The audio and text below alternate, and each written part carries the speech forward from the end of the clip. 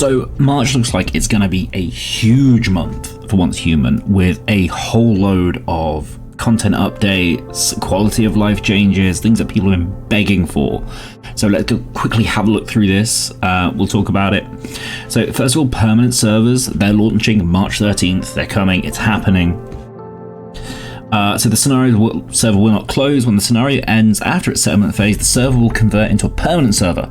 This process will take about 2 hours when it will be inaccessible. Once conversion is complete, you can choose to remain on the server, go to Eternal or sign up. So you can stick to the same server, you can just carry on playing as much as you want. It's going to be great. Inactive characters cannot enter, so if you're inactive for more than 30 days, your character will be sent to Eternal, which is more than fair. If you're going to be away for 30 days, then you're probably not interested in playing it. Servers will be merged after conversion to permanent status. So what this means is all servers are the same type, so beginner, visional wheel. They're all going to combine into one server. So you'll say you're on server 2 and your friend's on server 20. When they convert, they'll go into the same server, but they'll be on separate worlds. So you can just switch between the worlds as you want to meet your friends. Friend on that server, friend on that server. Friends that were on different servers, you can now go and visit them. It's going to be awesome. Visional wheel updates for perm servers.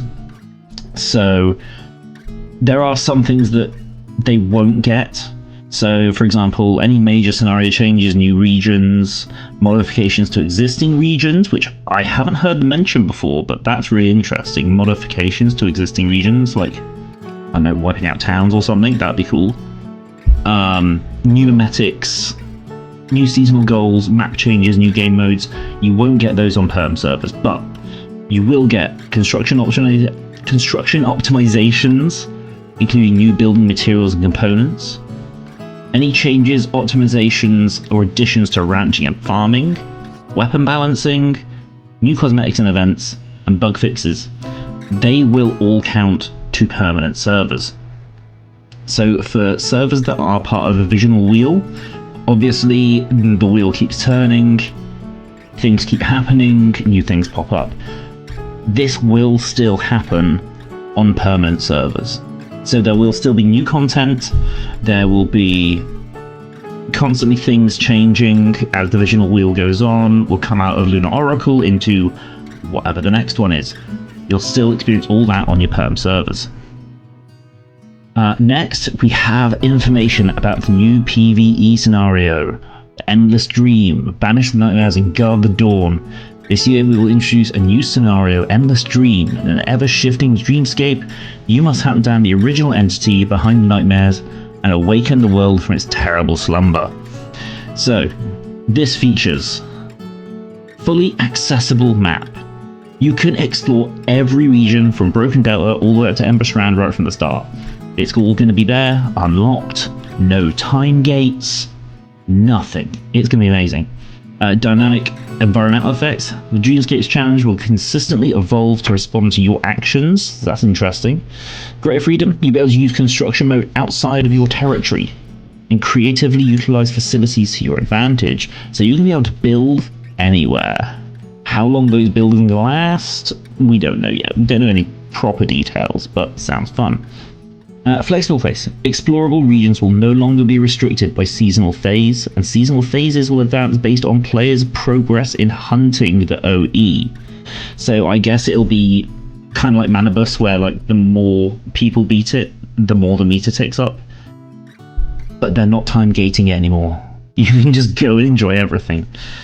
So the concept for the scenario is, when the sleeper manifests, its influence will warp the surrounding wilderness into a dreamscape full of unpredictable changes.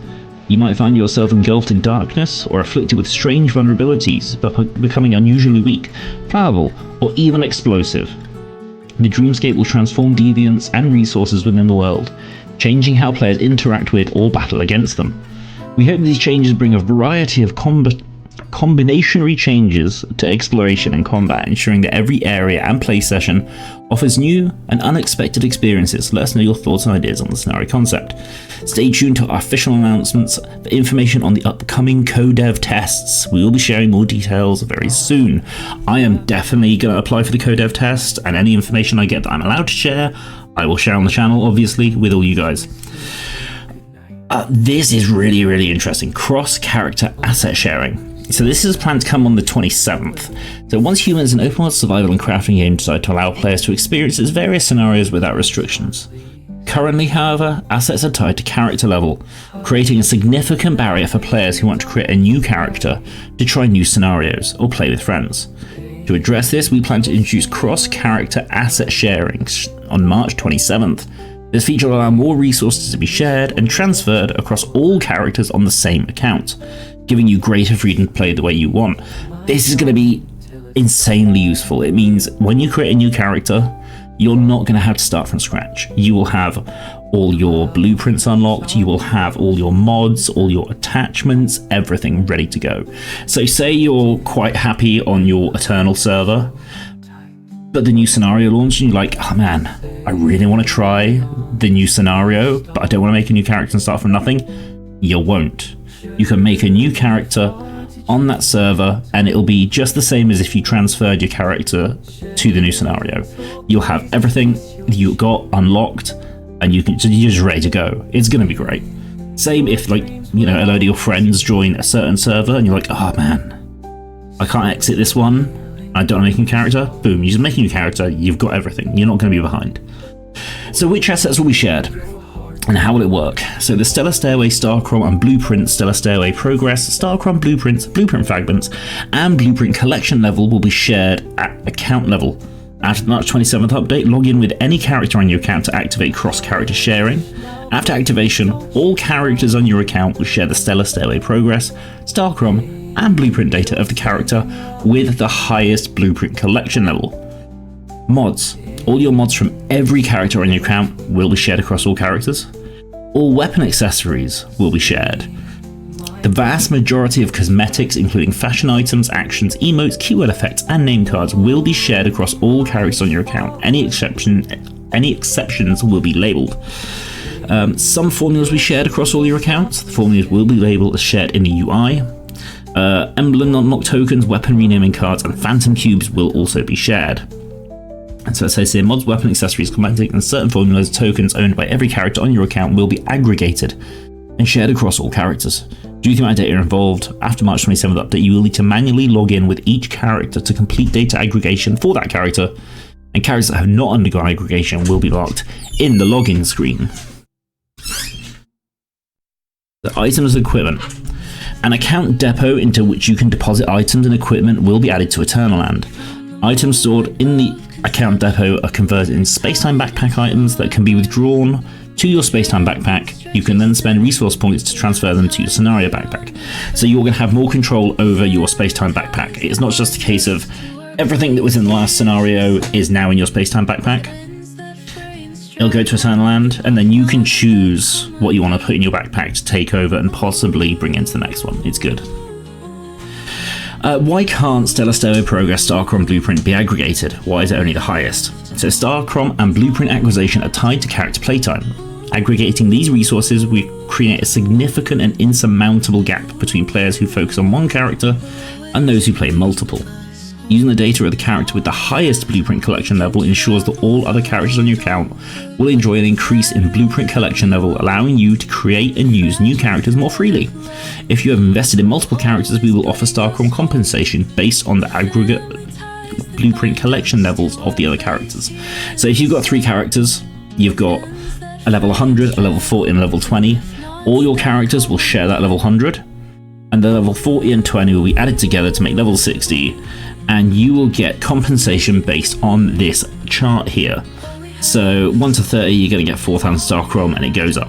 So basically, if you do only have one character like me, before this happens, just make one alt character, and you're going to get 4,000 free Starcrom.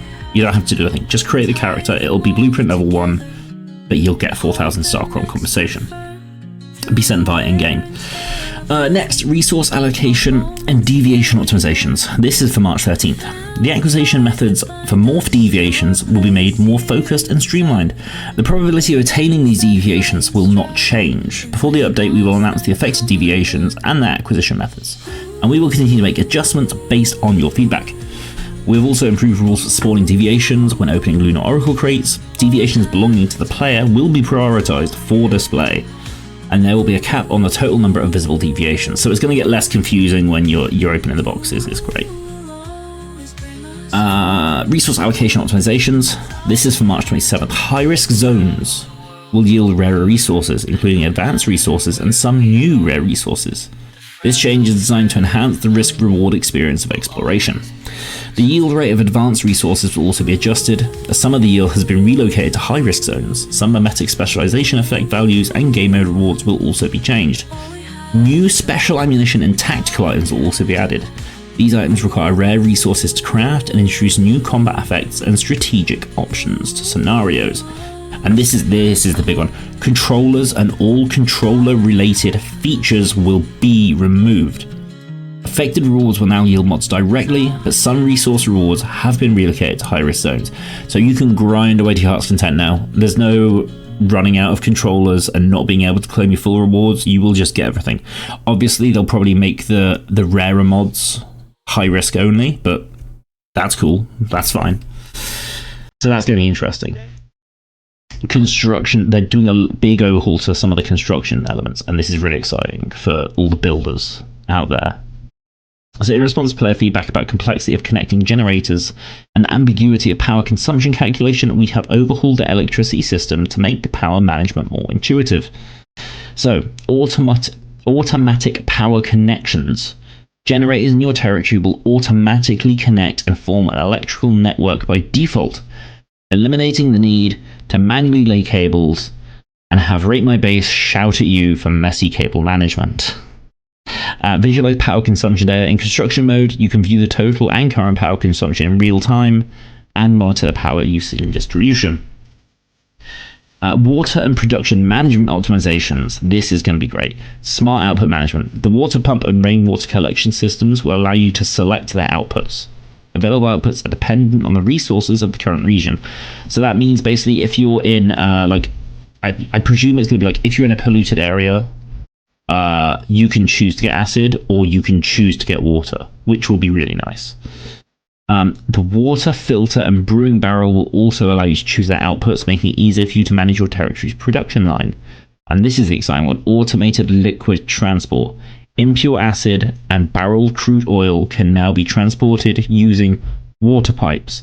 So this means you will be able to have a fully hands-off acid farm, fuel farm, everything. You won't have to pick it up and put it in every few hours. It's going to be great.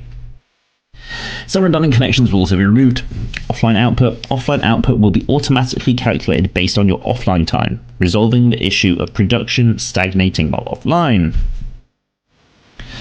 Territory relocation and construction optimizations. So they're making some optimizations. Smart terrain adaptation. The experience of relocating your territory to locations with significant terrain variation will be improved.